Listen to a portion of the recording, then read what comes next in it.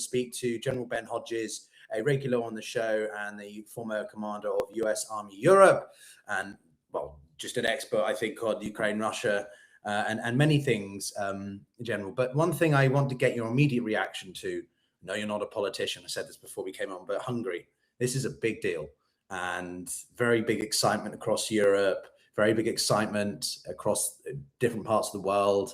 Not so much maybe in Washington.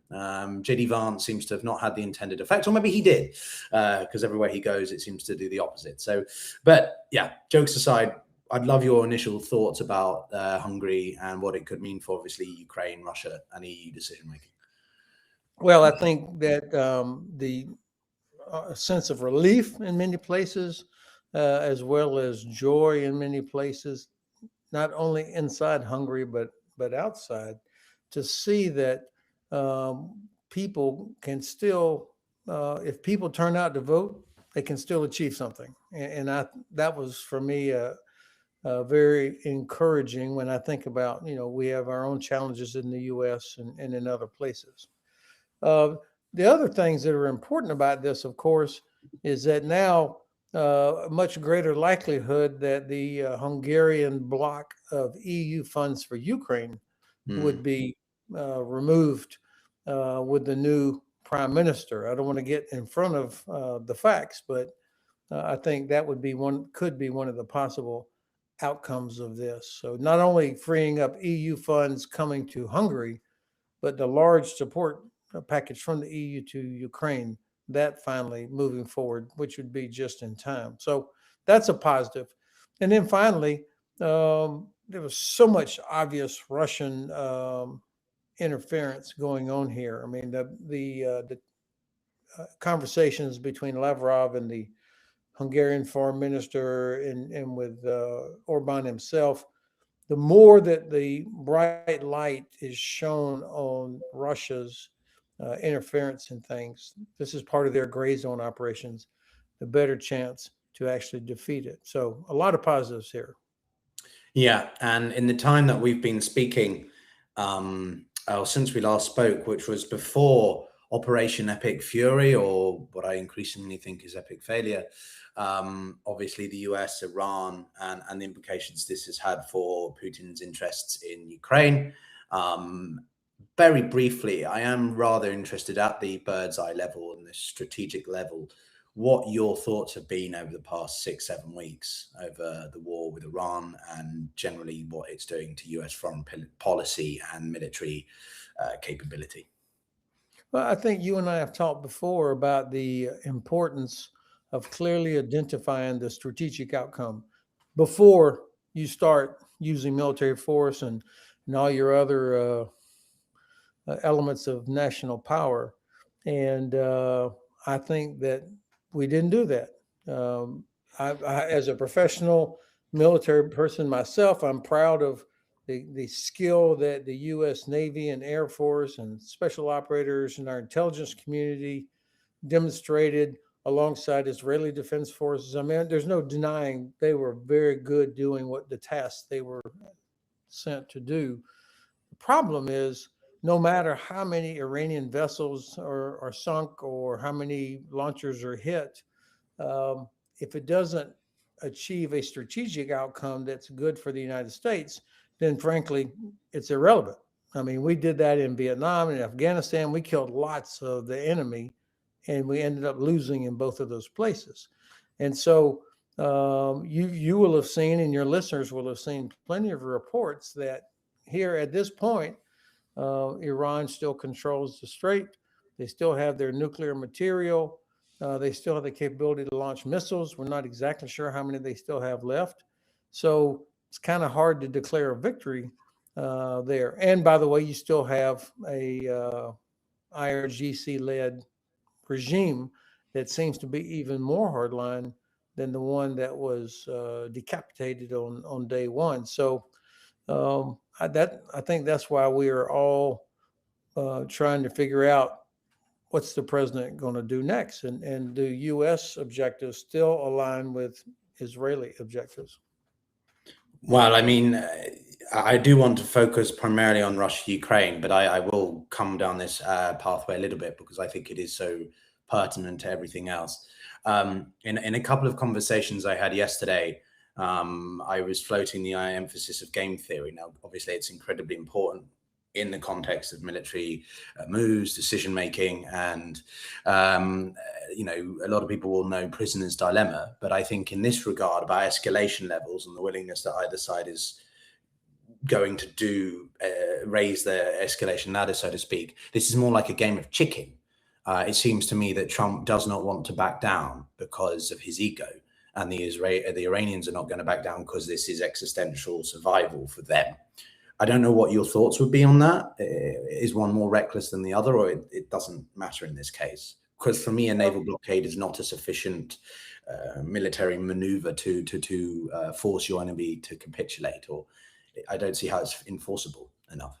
Yeah, I think a lot of people are scratching their heads about this idea of a blockade. I mean, what is it supposed to achieve? If it's intended to deny Iran any financial resources from tolls that ships were paying or whatever, somehow increase pressure on them. But I mean, a blockade is an act of war, and it is resource intensive. It's not a couple of ships just sitting around out there in the Gulf or watching the Strait. And of course, you can imagine all the potential problems with the Chinese flagship or other ships. Is our Navy going to stop them? So again, this seems like an open-ended, not a gimmick thing for the Navy. The sailors doing it. This is not a gimmick at all. This is hard professional work. But I think this is why it's important that the Congress be briefed on what's going on, what's the desired end state here.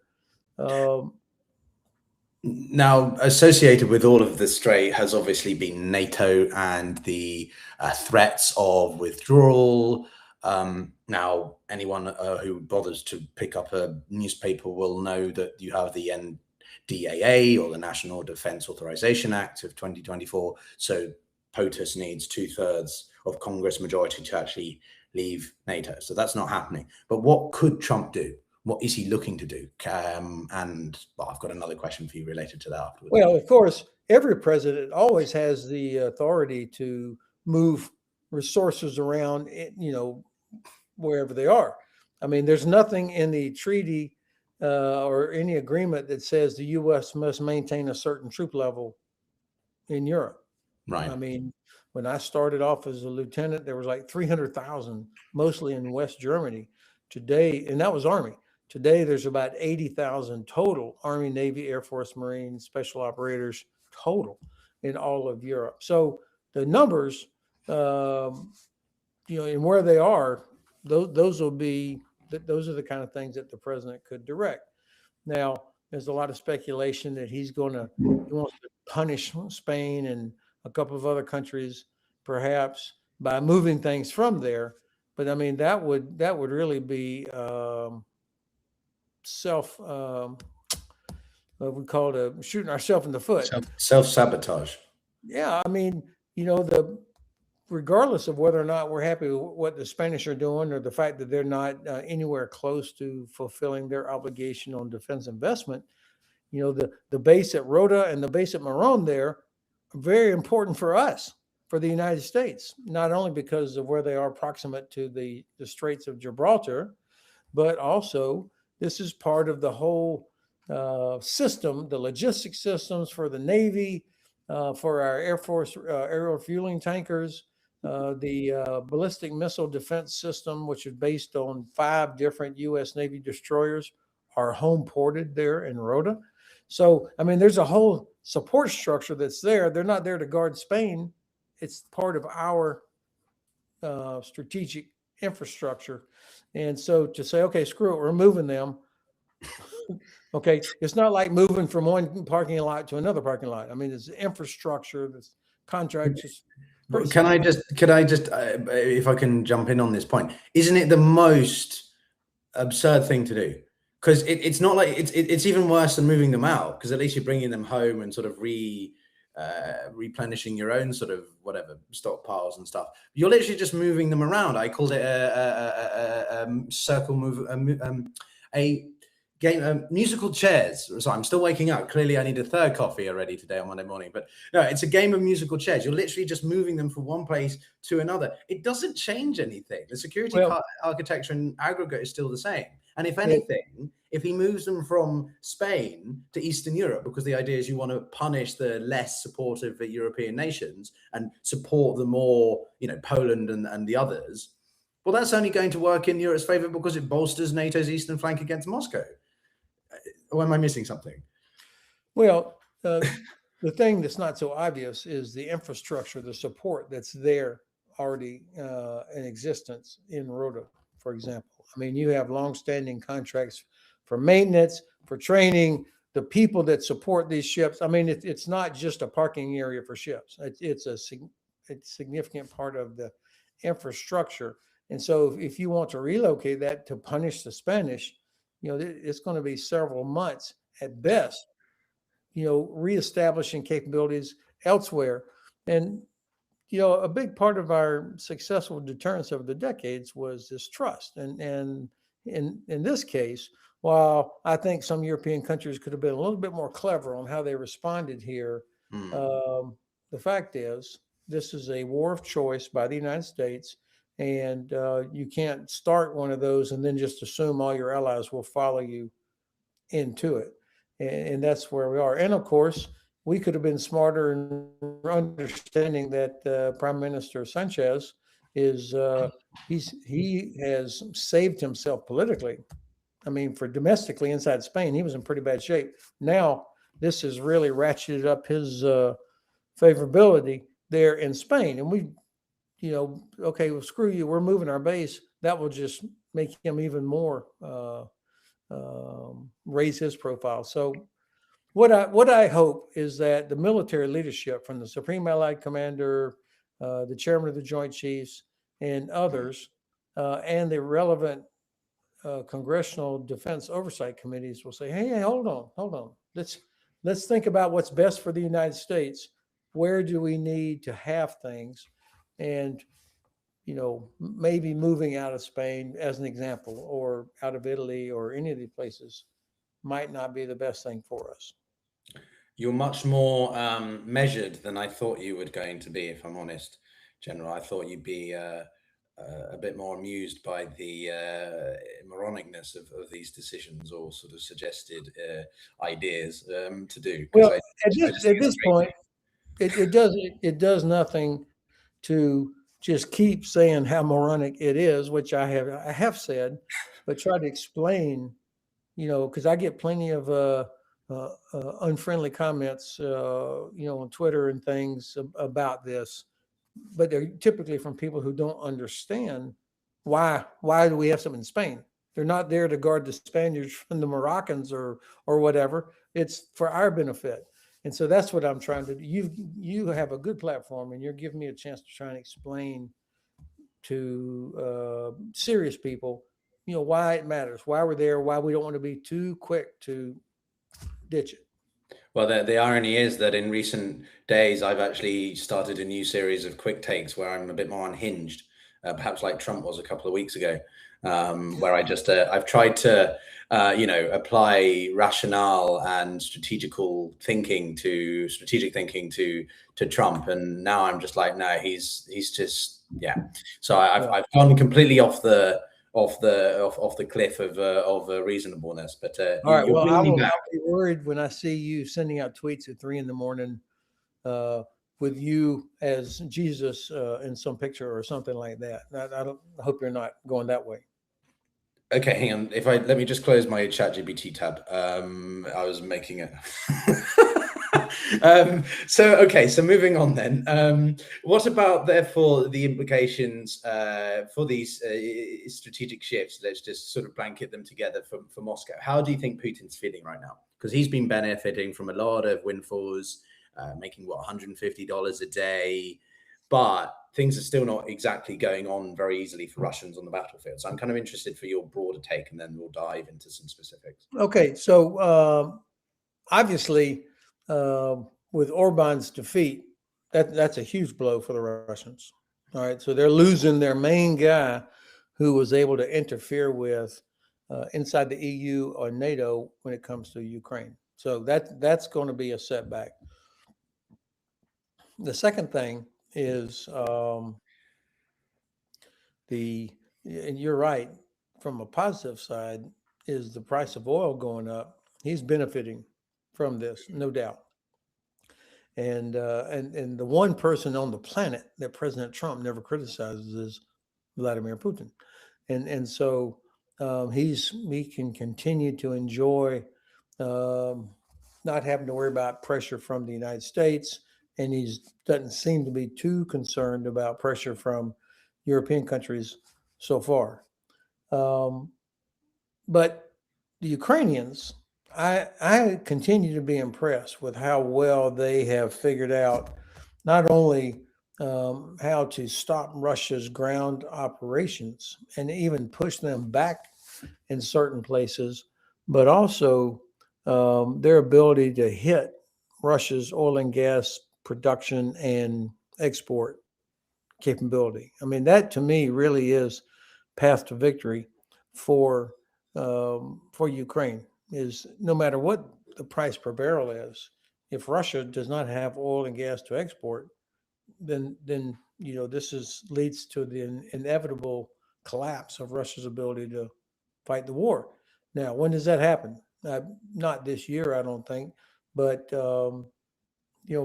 what would really be helpful would be big investments by European countries into Ukraine's defense to help them produce to scale this long-range precision strike capability they've developed. Interesting. I made a video back in February, about 2 weeks before the whole things with Iran took off fully, and it was essentially about the cannibalism of Russia's economy, that Putin's decisions and choices were not just making the Russian economy not grow, but actually eat itself from the inside out. And this, the war in Iran seems to have given him a little bit of, as I said, a little bit of breathing space, but not enough. And that's because, again, there was a remarkable article I read in Al Jazeera, and it was just giving a depiction of the numbers of casualties that the Russians are sustaining, which I think are at the highest at any point now in the 4.5 years of the full-scale war. How accurate do you think those numbers are? And how much do you think it is due to the Ukrainians' usage of drones and their industrial capacity? I would say the vast majority of it is due to how Ukraine has figured out ways to create this sort of zone where it's almost impossible for individual Russians to move across the battlefield. Now, that works both ways, but it does seem that they have managed to achieve a level of attrition that is greater than Russia's current ability to intake new soldiers and train them and prepare them. So when we first heard the new defense minister a few months ago saying that his goal was 50,000 per month, I thought, okay, well, that seemed like a lot. And also, why? Now it makes sense to me that they've done the analysis on how much can Russia actually bring in, and even if they go to a full mobilization of some sort, if you're taking 50,000 Russian troops off the table every month, I mean that will be very, very difficult for Russia to sustain that, even though they don't care about what happens to their troops or their people. Just mathematically, that would be difficult. So we'll see. I'm always slightly skeptical of numbers, but I don't see any people from different countries out there saying, "Oh, these are all bullshit. These are obviously inflated." I think British intelligence and others are the ones that are the source that provide most of this. Well, yeah, I wanted to ask you bluntly on that. Obviously, both sides have to inflate figures. I think that's be realistic for morale, for informational warfare. But you think that the British intelligence accuracy is the highest? Because frankly, the state of the UK in its other military capabilities, i.e. HMS Dragon, and inability to get down to Cyprus is rather embarrassing. So you still think that they're dependable numbers? I don't think I would conflate British intelligence, and accuracy of their reporting with whether or not the Royal Navy has a maintenance issue. Fair enough. I'm just I'm being slightly critical because as a Brit, I want it to be Britain to be capable, but it's a concern. I will be honest. Well, look, there's no denying it that the UK is not at the level of capabilities that it was, but that's a result of decisions by multiple governments, which is typically the case with all of us. Our military here in Germany, where I live, or the U.S. or anybody else, decisions on whether or not to invest in the future, invest in people, investing in infrastructure, invest in training, logistics, all that. The real effect is typically felt down the road several years, and so I think this is where we are. There's no denying it that while the quality of people in the Royal Navy and Air Force and the British Army are as good as I've ever seen, it's the quantity and the capabilities is not what is needed for the UK. But these are decisions that governments have to make and explain to their people. Fair enough. All right. So when we look at the war more specifically on the battlefront, the Ukrainians have been increasingly targeting Russian infrastructure behind the front lines, really trying to undermine supply chains, communication links, and so on. How much do you think that could be a decisive factor in the next couple of months as we enter the summer, and that's when critical shifts can occur? Well, I think it's hard for me to know for sure the specific what percentage of capability is really damaged. How fast are the Russians able to repair some of this stuff? I mean, you can hit a refinery once really hard, but you got to revisit it occasionally to make sure that they're not able to get it back online. My sense is that they are probably somewhere between 40 and 50% of Russia's oil and gas export capability has been either destroyed or severely damaged. I mean, that's a lot. And if European nations, including UK, get serious about these shadow fleet vessels and stopping them, this will cause a real problem for the Russians. The attack on rail infrastructure is really important. When you look at the distances and and moving things like ammunition for the Russian army, I mean those are the kind of targets that you want to hit that can have an impact on the battlefield. So I've made the mistake in the past of predicting when something might be done by. I'm less willing to put a time on things these days, but it feels like the whole war is in a. I'm trying to avoid the use of something like tipping point, because you don't really know there's a tipping point until you're well past it and you look back and go, aha, that's when it happened. But it feels like the momentum has shifted in a way that I think is permanent in favor of Ukraine. Well, can we unpack that a little bit further? When you say shifted, does that mean that they're going to start making notable gains on the ground, or it's just about their capacity to produce drones consistently, independent of external support?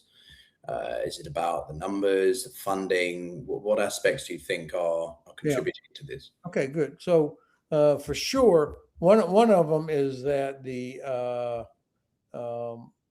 you just don't hear people talking in different fora, and whether it's leaders or private people, this notion that somehow Russian victory is inevitable. I mean, that's not out there. You remember it was a little over a year ago that President Trump and Vice President Vance were yelling at President Zelensky in the Oval Office. One terrible scene there. That's unimaginable that they would be doing that now, because it's clear that not only does President Zelensky have cards, he's even helping the Saudis and others defend themselves against Iranian drones. So he's exporting security to the Gulf. Even after President Trump said, we don't need Ukraine's help. But clearly they do need Ukraine's help. So that tells you about the capacity and the capabilities that Ukrainians have. The fact that the likelihood of Russia launching, I mean, there was supposed to be yet again another big famous spring offensive. You know, the most talked about, seldom seen fact of the war is these Russian spring offensives that never actually amount to anything except a lot of casualties. The one thing that I can't figure out yet is, how do we finally stop Russia's incessant air and missile attacks against civilian population? I mean, that's still going on, and they have, in some cases, increased the numbers of what they're launching, which makes it difficult to knock them all down, no matter how good the Ukrainians are. So I think we're going to see continued Ukrainian civilian casualties as a constant in the war, unfortunately. But you just don't hear about the problems about, oh, there's not enough artillery ammunition, they don't have enough troops. You just don't hear about that anymore. It's what you hear about is enormous Russian casualties and Russian refineries on fire. That's what you hear about the most. Well, that was what I was going to ask you, and what some people I see in the comments are interested to know is, what would you be recommending the Ukrainian armed forces to be doing? Striking more oil targets, targeting such infrastructure like that to create as much internal chaos for Russia, just continue what they're doing, the oil wells of Russia, so to speak? I think that they are on the right path by going after the center of gravity of Russia's ability to sustain this war is its oil and gas export capability. And so if you can eliminate that, then I think that has obviously such a major effect on everything else. The ability to recruit, train, and field more troops, to run their own defense industry, to some sort of economic, some sort of economy for Russian people. I think that their economy is propped up artificially, and it's not a sustainable model. And the Ukrainians can see that better than anybody. So I would encourage them. They don't need my encouragement. I think that's what they've decided to do. The thing that needs help is more of the capability that they have developed, the long-range precision weapons that manage to get through Russian air defenses and then blow apart the critical component of a refinery. Having more of those, and then I think we're going to continue to see in places local tactical successes as well. But it looks to me like they're being pretty clever on how and when they choose to do that. So for much of 25, I think we'd focused on the strategic level, what was happening in the White House between the US and EU, and of course that's still always going to be relevant. But do you think in 26 it's going to be more of a case of the tactical defining the strategic, what the Ukrainians are able to do upwards, if you know what I mean, because they're making so many military gains or impacts that influences the decision making in Brussels vis-a-vis funding to Ukraine, relations with Putin and Trump, etc.? Well, that's a good question. I don't think it's either or. I would imagine that at some point the Russians began to think about, if my assessment is correct about this shift in momentum, do the Russians start thinking that they need to come to some sort of settlement before they lose too much of what they have taken? I mean, is the pressure on the Russian side now? And of course, we certainly don't know. I certainly don't know what's happening inside of Russia. What kind of pressure is Vladimir Putin under? The fact that he asked oligarchs to make contributions to the war effort, I mean, that to me was a pretty um, interesting insight into the state of things there. If he's having to ask all the rich guys to make a contribution to the war effort. Um, so I think there's things I wish I knew much better what's happening inside Russia.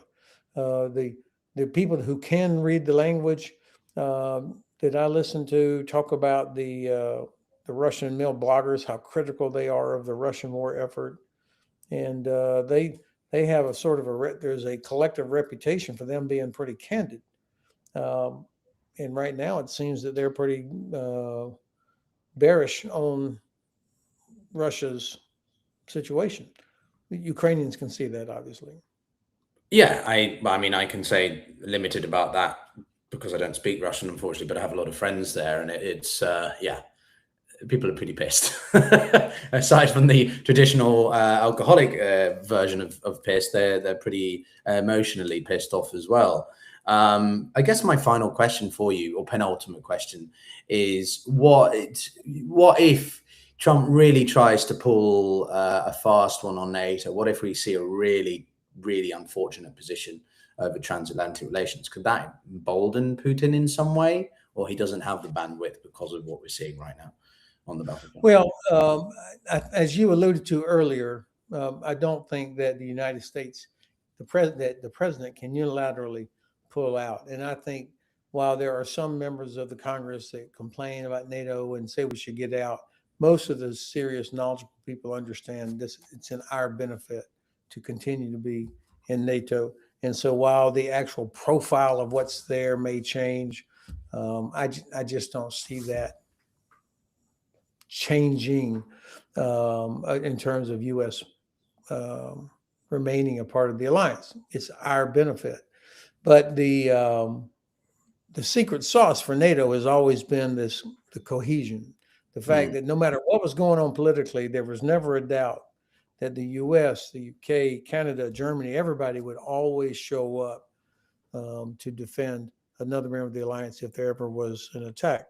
And the more that President Trump says what he says, it begins to erode that, or it continues to erode that cohesion.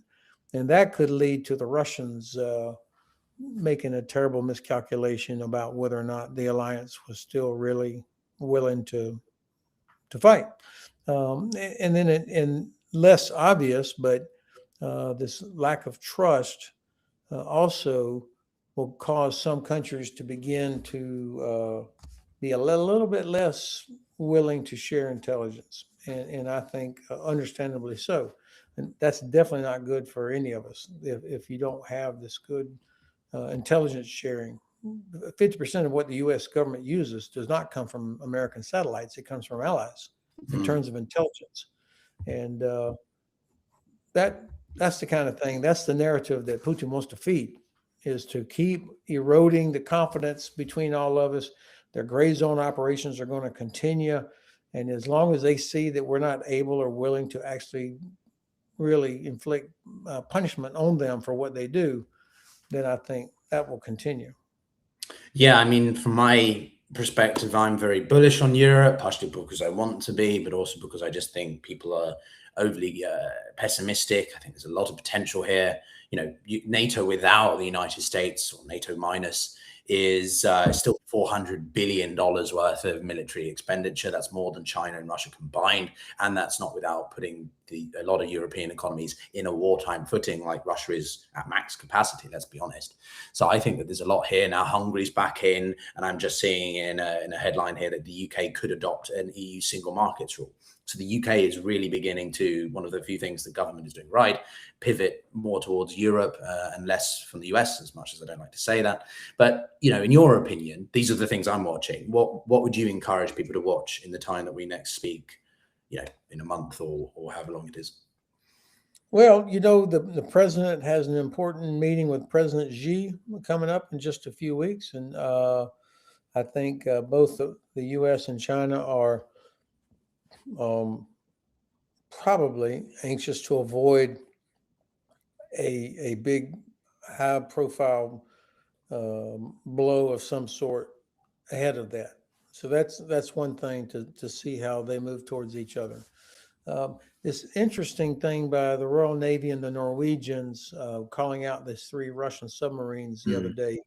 That was a big deal. Not only the fact, I mean, nobody should have been surprised, I think, that the Russians would have submarines lurking around looking at pipelines and cables, but to publicly call them out. The norm for naval services in the whole anti-submarine warfare sort of aspect of things is you keep an eye on them, but you don't want them to know that you know exactly where they are. Because I mean, that's the whole game, is to be able to track where they are, so that should a crisis begin, you know exactly where their attack subs are or their nuclear weapons subs are. So here, the decision to go ahead and publicly announce, we know where you 3 knuckleheads are, and we're not going to tolerate this. And of course, they all left. So that was a demonstration of capability. I'm glad UK did that, and frankly, working with the Norwegians is a good way to address that part of the Atlantic anyway. Yeah, the GI-UK gap and Norway by extension, I think a lot there to think about, and definitely I'll be covering it as well in future videos. But General Ben Hodges, former US Army Commander of Europe, thank you so much as always for your time. It's been an absolute pleasure. Everyone watching, do be sure to follow the General's work if you haven't already. Do like and subscribe the video if you haven't already. Of course, it's very important and it's free. But we'll be back in the coming days with some exciting guests. General Wesley Clark is going to be on the show, and a few other big guests as well.